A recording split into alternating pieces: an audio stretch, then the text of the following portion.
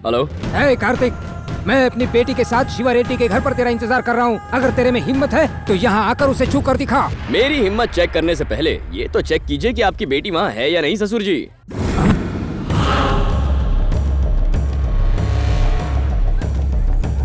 हे, इंदु कहाँ है? वो कार्तिक यहाँ आया था और इंदु को अपने साथ ले गया। तुमने हमें आवाज क्यों नहीं दी? आप ही ने तो कहा था कुछ भी हो जाए तुम बाहर मत आना। तुम मुझे झटका देना चाहते थे और मैंने तुम्हें झटका दे दिया ससुर जी। तुझे तो और आपकी तारीफ क्या है? जिस बुली रेडी को तूने कोमा में पहुंचाया था मैं उसी का भाई हूँ। साले अब कोमा में तू जाएगा।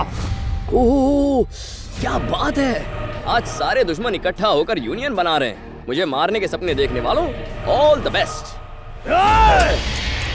हेलो पूर्वी। हाय इंदु। मैंने कार्तिक से प्यार का ढोंग रचाकर एक प्लान बनाया है। वेरी गुड इंदु, हमने तुम्हारे वीजा के लिए ऑलरेडी अप्लाई कर दिया है। 10-15 दिन में अप्रूवल भी मिल जाएगा। तब तक तुम्हें थोड़ा अलर्ट रहना होगा। तुम हमारी मदद करने वाले अनजान शख्स से प्यार करने लगी हो। That's really great Indu. सुनो, मुझे किसी भी तरह से कार्तिक से पीछा छुड़ाना होगा। मैं तुम्हें थोड़ी देर में कॉल करती हूँ।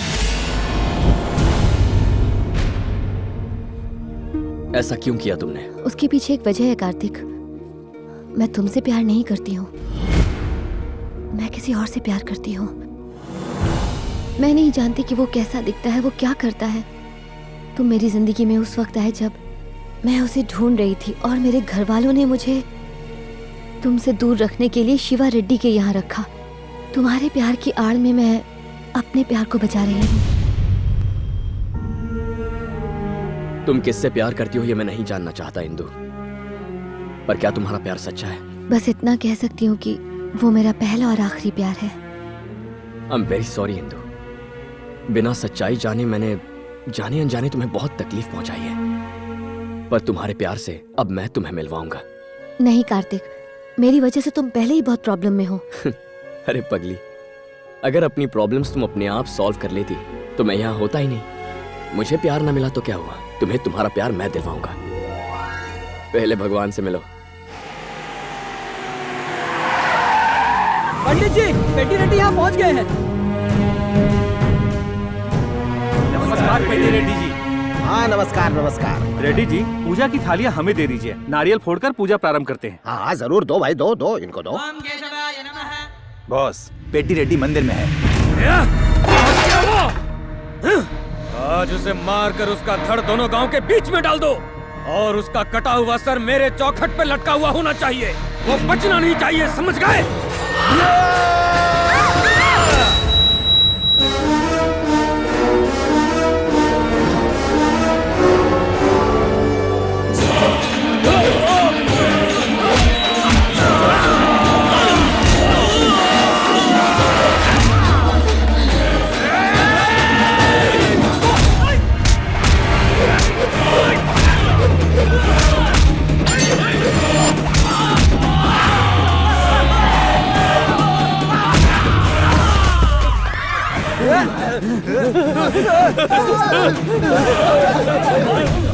शुक्रिया बेटा, तुमने आज नरसिम्हा का अवतार बनकर मेरे और मेरे परिवार की रक्षा की है। कौन से गांव के हो तुम? दरअसल मेरी फैमिली तो इसका नाम कार्तिक है और मेरा नाम इंदु है। हम दोनों एक दूसरे से प्यार करते हैं। अच्छा, तो तुम दोनों लवर जी हो? अंकल, मेरे घर वाले इस रिश्ते के खिलाफ हैं और वो कार्तिक को मारना चाहते हैं। 10-15 दिन में हमें कनाडा का वीजा मिल जाएगा, पर तब तक हम कहाँ छुपे। हमें कोई परेशानी नहीं, आज से तुम मेरे मेहमान हो। नहीं सर, मैं कुछ भी सुनने वाला नहीं हूँ। तुमने हमारे परिवार की रक्षा की है, अब मेरा फर्ज बनता है तुम्हारी रक्षा करने का। चलो। अरे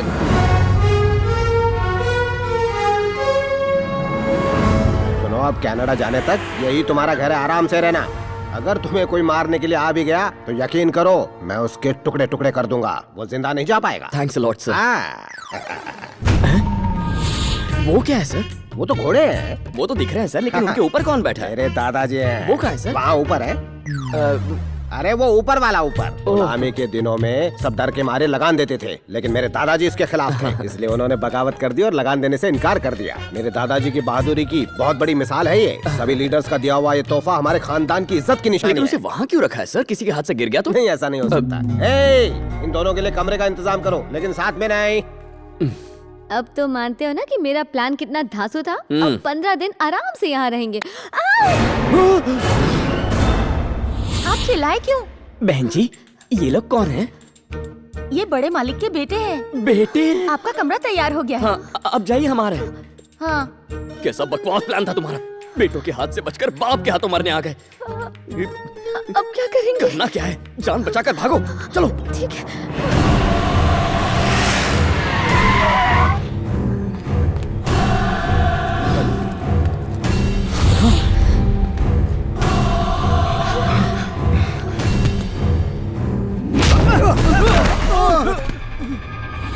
बेशर्मो, आ गए अपना ये मनुष्य मुंह लेकर।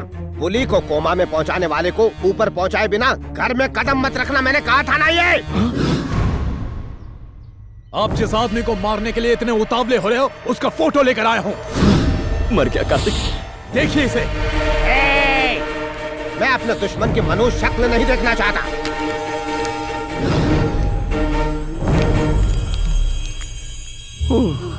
बच गया यार। सिर्फ उसकी फोटो दिखाने से कुछ नहीं होने वाला। दिखानी है तो डेड बॉडी दिखाओ। अब जाओ।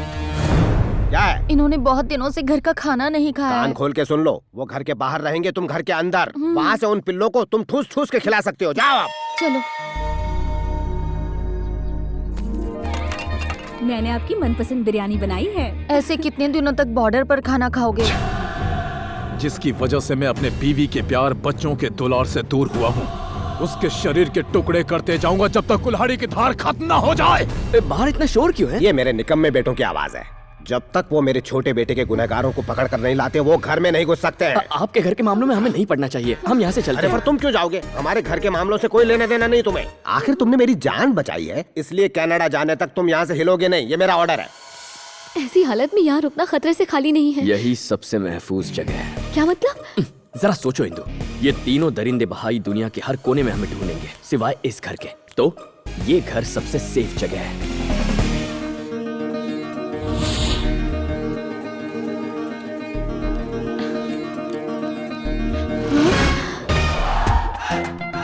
क्या ये लोग जानते नहीं कि ये कौन है, या फिर ये कोई मजाक है? मेरे धोनी की फोटो कहाँ है? तुमने सचिन की फोटो फाड़ दी तो मैंने भी धोनी की फोटो फाड़ दी। और इस तरह से हम पेड्डी रेड्डी के घर पहुंच गए। तू क्या बोल रहा है? इंदु को उसका प्यार ढूंढने में उसकी मदद करेगा? अपनी माँ को दिया हुआ वचन भूल गया क्या? मैंने इंदु की आंखों में किसी और के लिए सच्चा प्यार देखा है। जब मॉम को ये बात समझाऊंगा तो वो मेरी बात मान लेंगी।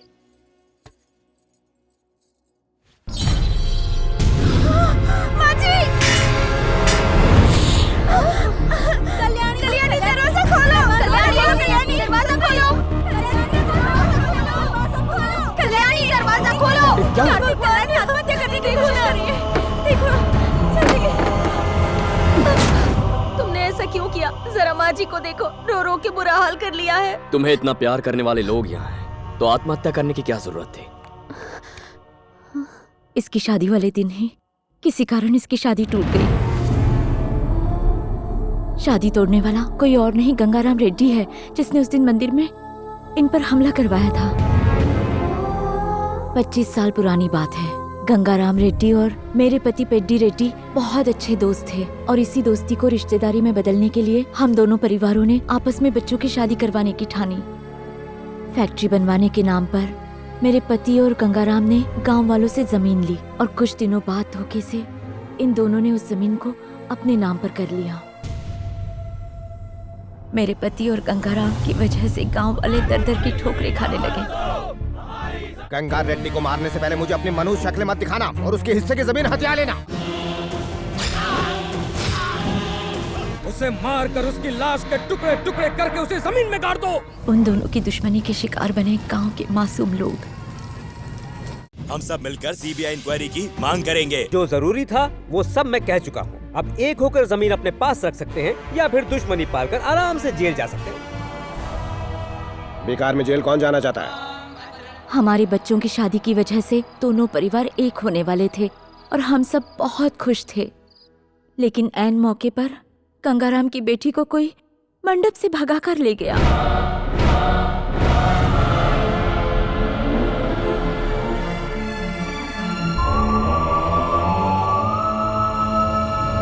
गंगाराम ने अपने बेटे का रिश्ता कहीं और तय कर दिया है, इसीलिए कल्याणी अपनी जान दे रही थी। मेरे पति का सिर्फ एक ही मकसद है, कोमा में पहुंचाने वाले हमारे बच्चे के गुनहगार को सजा देना, लेकिन उन्हें कल्याणी की कोई परवाह नहीं है। इस घर में एक भी आदमी ऐसा नहीं है जो हमारे जज्बातों को समझता हो। जब तक वो आदमी पकड़ा नहीं जाता, इस घर में कोई शुभ कार्य नहीं होगा। यही ससुर जी का ऑर्डर है। देखो, एक भाई होने के नाते मैं इस घर से तब तक नहीं जाऊंगा जब तक तुम्हारी शादी नहीं होती। तो इस घर में खुशियां लौटाने के लिए जिसने भाई को कोमा में भेजा उसे पकड़ना होगा। तो पहले उसे पकड़ते हैं। क्या? कैसे? क्या कह रही हो? हम झूठ कैसे बोलेंगे? वैसे तो इतने झूठ बोलते रहते हो। अपनी बहन की शादी की खातिर इतना तो कर ही सकते हो, और इस बहाने घर के अंदर भी आ पाओगे। पिताजी, बुली को कोमा में पहुंचाने वाले को हमने ढूंढ निकाला, आ जाइए। कहाँ है वो? उस कमीने हरामजादे कुत्ते को मेरे सामने लेकर आओ। उसे बाहर निकालो।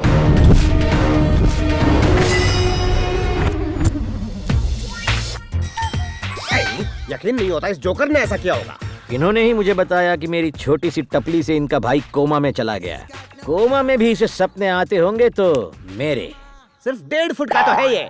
तुम्हारे जैसे लंबे चौड़े पहलवान भाई को कैसे मारेगा ये? ए, अगर तेरा बेटा पहलवान है तो मैं भी फौलाद की औलाद हूँ। काट के रख दूंगा मेरे घने बालों की कसम। क्या बक रहा है ये? मैं फिर पूछता हूँ, क्या ये वही आदमी है या फिर इस घर में घुसने का कोई घटिया सीक्रेट प्लान है तुम्हारा? इस 1.5 फुट के जोकर को देखकर मुझे तुम तीनों पर शक हो रहा है। नहीं पिताजी, ये वही है। आपके सर की कसम। मेरे सिर की कसम खा रहे हो तुम? अगर मुझे पता चला कि ये वो नहीं है तो तुम तीनों भाइयों को जान से मारने से पहले मैं जरा भी नहीं सोचूंगा। तुम्हारी सर की कसम। कार्तिक, ये यहाँ कैसे है? अब तो हम इसका नाम भी नहीं ले सकते। क्या बात है अंकल? अरे कुछ खास बात है। मेरे बेटे को कोमा में पहुंचाने वाला मिल गया। अच्छा।